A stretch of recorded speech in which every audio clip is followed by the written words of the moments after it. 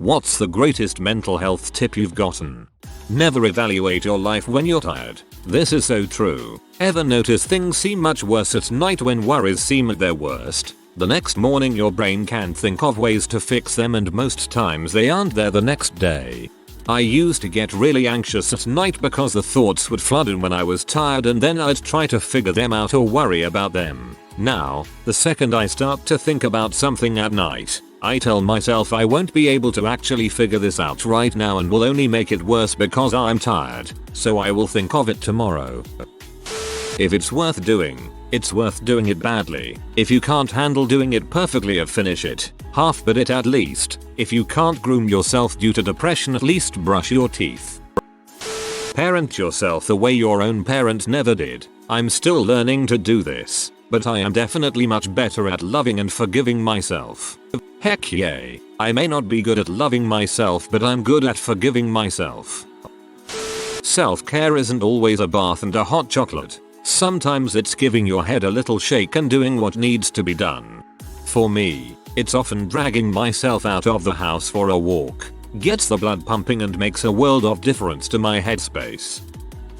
It's okay to not react to every bad memory that loves to resurface in your brain on the daily. It takes a bit of practice, but if you try, you can let those bad, embarrassing, cringy memories just wash up and over you instead of hitting you like a tidal wave. So I had dealt with some trauma and a memory kept popping up in my mind. I talked to someone about it, my wife, and the memory faded a bit. I then talked to someone who was involved in the incident and that released a lot. It's very cathartic. Pretend you are your own child. Weird concept, but hear me out. That negative self-talk that's beating you down. Would you speak to a child like that? What would you say to your inner child if someone told them they were an idiot or were fat or were useless or unloved? Practice a little kindness toward yourself. I'm trying really hard to do this, and this concept helps me extend compassion toward myself. That's the biggest thing that made a difference in my mental health last year. My mind was basically bullying itself without me realizing it. Once I realized what I was doing, being kinder to myself made a huge difference. That realization was the kickstart that got me to lose 75 pounds. If you can't beat the fear, just do it scared. Nobody has this crap figured out. Do your best and wing it like the rest of us. It kinda made me feel like the feeling of being lost and unsure of what to do next was normal. I am 72. You speak the truth. Everyone's winging it.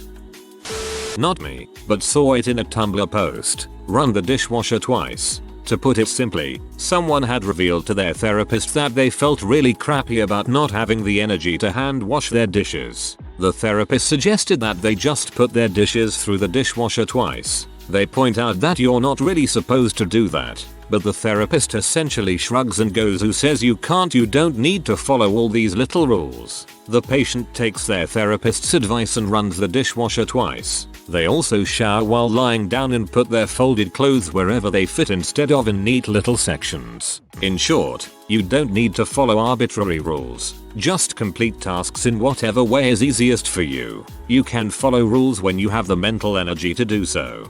Reminds me of a similar Tumblr post where the patient said they don't have the energy to even make a sandwich to eat. The therapist says you can eat the ingredients separately. Nobody said you have to put it all together into a sandwich. Remember, you're more than you give yourself credit for. There are people that might super focused on their jobs and feel like that's what their whole life is about. Try to remember that you are also a friend, a family member, etc. There are so many different aspects which make up who we are. It's important to remember this, especially when one aspect of our life begins to cause us distress. Figure out who you are and where you want to be before trying to get into a relationship. This after a divorce. Happily married now. Much better place emotionally too. Yep. To add, while in a relationship, don't expect our partners to be our therapists. Don't rely on them to fix us and help resolve our traumas. One day at a time. Honestly, when I scale out any plans to weeks, months, years, all I see is that barely any progress is being made, so I end up quitting altogether. Now I just take most things as they come, do what I do for the day and stop getting stuck on overall progress, trusting that I'll get there in the end. It's less things on my mind, which has been wonderful for an overthinker like myself. Hour by hour, minute by minute if you need to. I needed to in 2019. I couldn't win a day if my life depended on it. Hours were difficult. So win, read, feel better than hopeless garbage. A minute at a time. Chaining the minutes together led to hours and days. Sometimes it's the small things. It is okay to seek professional help. I mean, if you had some sickness or pain that wouldn't go away, what would you do? You'd go to the doctor and take care of that crap.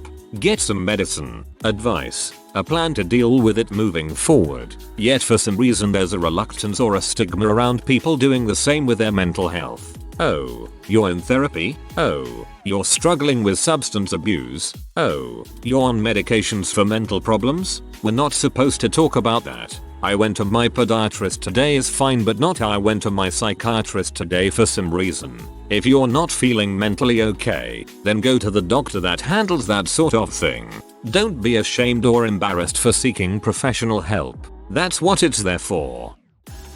It's not one I was given, but I was doing it and my therapist said it was a good thing to do. It's more for work or school, but can even be housework or social gatherings. When you are completely overwhelmed and you can't cope with everything you need to get done, focus on one thing you can do in 1 minute, no matter how small or insignificant. Send an email to someone, create a folder to save files, type up the intro page, take out the garbage, get yourself a drink.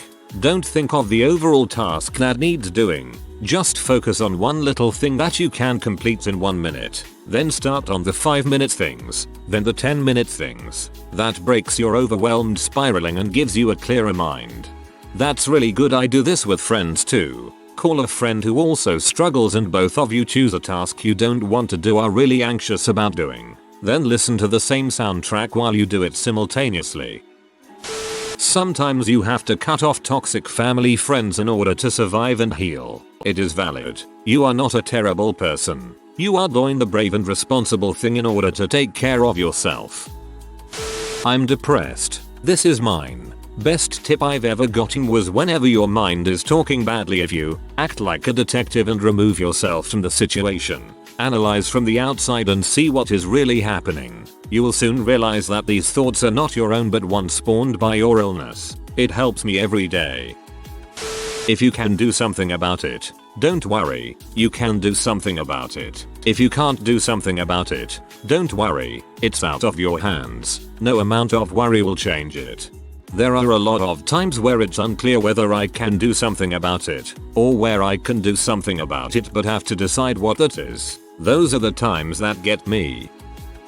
It was posted somewhere on Reddit before but it stuck with me. Ask yourself, if I was trying to make a person as unhappy as possible, what would I do? You'll tend to find that not giving yourself a chance to sleep by downing coffee, not thinking about screen time, not eating properly, not showering or washing clothes etc. are actually pretty reliable ways to depress even a happy person. This won't fix your problems, but it will remind you you have some agency in your life. I spent ages depressed and not wanting to do anything but drink and sleep, but realizing I was kind of just waiting to magically become happy helped me take action. A shower, clean sheets, clothes and a good meal can really help you feel like you're moving in the right direction again. You don't have to do them all at the same time, but you usually have the power to do at least one.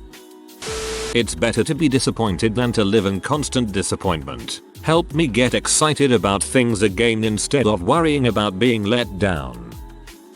My friend once, in a very lack of sleep mind state, once told me that everyone you meet is born with a certain amount of fricks. It's all RNG, but you only have so many fricks you can give out, so don't bother wasting them on people or things you shouldn't give a frick about. Save your fricks for people that matter and give you their fricks too. And whenever someone who I don't know hurts me, or I feel anxious about what someone thinks of me, I think back at that night when he told me this, and choose not to give a frick because I am worried I will give out too many and run out for the people who deserve them. That's from a Mark Manson book. If you're going through heck, keep going. Also, one thing I realized was that even though anxiety and depression could overtake my emotions, I could tolerate them and wait them out. The emotions themselves can't kill me and the fog will eventually lift. Don't take that as medical advice or an alternative to seeking help. I still took SSRIs and tried therapy. It's just a way to be patient with yourself while you're still healing. Try to not waste food, but if you have cooked more than you can eat, don't feel guilty about throwing it away because bugs will eat it. This is for eating disorders mostly. Or compost. Don't obsess and beat yourself up over things that make you think, why did I say that? Why did I embarrass myself, etc. No one cares. They probably don't remember and they are more concerned about themselves anyway. Also, if you now know not to do that thing, that means you have grown better since then. If you feel like you can't do a whole task, just try starting it. Think about how the next time you give it a go there'll be less to do. Most of the time when I take this advice I end up doing the whole task because I gave myself enough momentum. Learn to say number. You can't help everyone. You only have so much bandwidth. It's okay to just shut everyone out for an evening. Do things slowly. When we're stressed, we don't notice our breath. Take deliberately slow breaths. Everything is fine. It's never that serious. While you're at it, also take a moment to relax your shoulders, unclench your jaws, stretch your limbs. The only person you can control is you. I know there are some mental health issues where this won't apply. However, in my case it really helped me put some things in perspective. Comma for Tahoa. This too shall pass. Applies to both bad and good times. So don't lose hope during the lows and cherish the highs while they're there. Heard this during a Robert De Niro interview. I have your infamous tiger parents and one time I snapped and broke my mother's nose like straight jab to the face. And I was taken to see the psychologist. He understood my situation and told me, if you ever feel bottled up or fuming at someone, go somewhere and talk to someone about it. If you can't do that, go home and talk out loud about your problems with complete honesty. Just explain to yourself how and why it is bothering you. Honestly, I started doing BJJ a few months ago and boy, I've never felt so relaxed as I do after sparring. I've had arguments with people, things on my mind that seem so much less stressful after 2 hours of sparring. So happy I'm doing this as it just keeps improving my mood. That anxiety is a fear of something that hasn't manifested, and most likely won't manifest. And if it does manifest, well then it's already over. Move on. Dude, thanks. Don't shit on your own feet. Don't wind yourself up over what you think you should be doing and feeling. Acknowledge that some of your thoughts and behavior are not helpful to you, but don't beat yourself up over it. It's a lifetime of learned behavior. Knowing what to do and getting to the point where you do that are several large steps apart. Best tip: go see a psychologist or psychiatrist. Getting some information off the internet is fine, but go see a doctor. It's like people self-diagnosing and treating themselves using WebMD. Good mental health support is everything. It will literally change your life. Nobody cares as much about you as you. That can sound really calloused, but I frequently remind myself of this when I get in my head about what other people think of me. No one is dedicating nearly as much mental energy about my actions, work, looks, etc. as me. It can be very freeing. Be kind. In whatever way you can. Don't put yourself down. Look after your mind and your body. Be kind to others. Volunteer. I believe depression is legitimate, but I also believe that if you don't exercise, eat nutritious food, get sunlight, get enough sleep, consume positive material, surround yourself with support, then you aren't giving yourself a fighting chance. Jim Carrey. Surrounding myself with support is my problem. No one wants to support me, no matter what I'm willing to do for them. 3 things I've collected, each many years apart, in no particular order. 1. Know your worth. Don't judge yourself by the value others assign to you. 2. Be kind to yourself. If a stranger was speaking to you the way you think about yourself, would you listen? 3. Never make big decisions when upset or angry. Be patient and allow yourself to finish reacting. And then consider your reaction once it's over before you take action. I always return to Max Ehrmann's Desiderata when I feel I need some perspective, guidance and wisdom. I don't understand, but I'm here for whatever you need. I'm blessed to have parents who paid for therapy for myself and my twin brother, both of us suffering from severe depression and anxiety and diagnosed around the same time. They made it clear from the beginning that they didn't get it, but they knew it was serious considering how we approached them about it. I think what got me was the raw honesty of it. They didn't pretend to know what was going on. There was no "I know how you feel" like people use, especially when they don't actually understand but use it as a cheap bridge between you and the underlying issue. Also, when I almost flunked university in my second year because I was smack in the middle of a mental health crisis and I had film projects due and I hadn't done crap, my dad said to me, submit something. Even if it's not your best work, even if you think it's worthless and you did it at the last minute, submit it. Never give up when there's something you can put in. I've lived by that ever since. From then I would always do my best. Even if my best at the time was a total mess. Even if it meant I failed the assignment. At least I tried. At least I did something. You are not responsible for how someone handles their emotions. Say no. Cut the toxic friend out. Break up with your partner. Do what you know is best for you but you've been too guilty to do.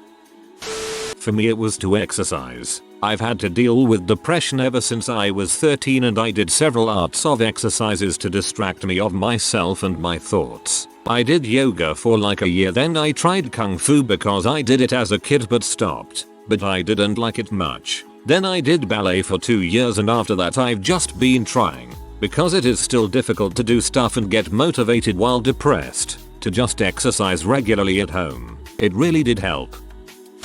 There are a lot of common sayings which, if you really think about them, are actually right on the mark. Stuff like keep it simple, don't sweat the small stuff, etc.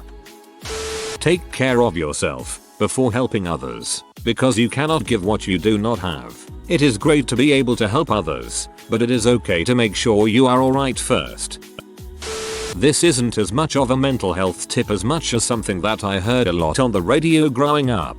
I'd listen to Loveline and Adam Carolla would say to Drew that men between ages 18-25 really are too dangerous for their own good and that to really make it out okay they need something that takes up a lot of their time and energy. Whether that is military, a really demanding job, a time-consuming passion, whatever. He was using it as a comedic bit. But when I was in that age range later, I had a few years of spinning my wheels in an OCD sort of way and realized that he was probably right and tried to stay busy reading and learning and building my life up. Outside of that, I can say the greatest mental health thing I've learned for my life is that you just don't feel right without exercise. A good half hour or more, 3 days a week, whatever it is that gets your heart rate up or your blood flowing. It absolutely feels like a reset button on the day, and you feel good because once you've exercised consistently for a while you really know how much your body wants motion and exertion. Not to mention, at least in America, getting some form of exercise 3 days a week is more than many people manage and there is some esteem to be garnered from that. I invented my scenarios technique for my anxiety, and it's the most useful thing I've ever come up with and I hope it helps anyone here. You start by asking yourself what you're afraid of and why you're afraid of it, and then you come up with different scenarios that could happen.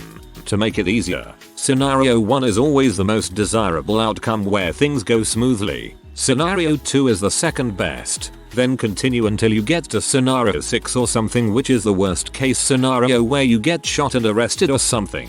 Once you have those scenarios laid out, assume you are in scenario 1. With every small thing beginning to go wrong in a situation, knock it up to scenario 2, and then you're in scenario 3, and before you know it, the situation has passed and you didn't get to your worst case scenario. It was actually bearable and okay. In my experiences, I've never really gone past scenario 3 in my head and the awful scenarios 6 or 7 have never happened. If they do ever happen, well, just let go for now and plan around them later.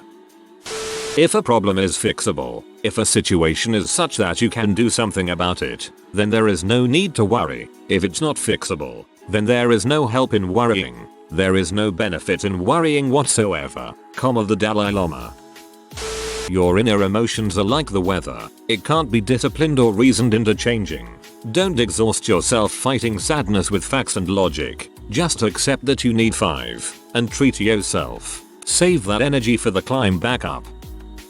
C's get degrees. University can be hard and so competitive, but once you've gotten the degree, no one will really care about your grades, unless you're planning on going for an advanced degree or similar. But when you're in the middle of it, the stress and pressure to excel can make it impossible to do it all. So let it be okay if you don't ace the test or do all the homework or attend every lecture. Just pass the class with a good enough score to stay in your program and get the degree. Same applies in a lot of other areas of life. Good enough really is good enough. If you are new to the channel, you can subscribe. I publish new videos every day. Until then, check another video.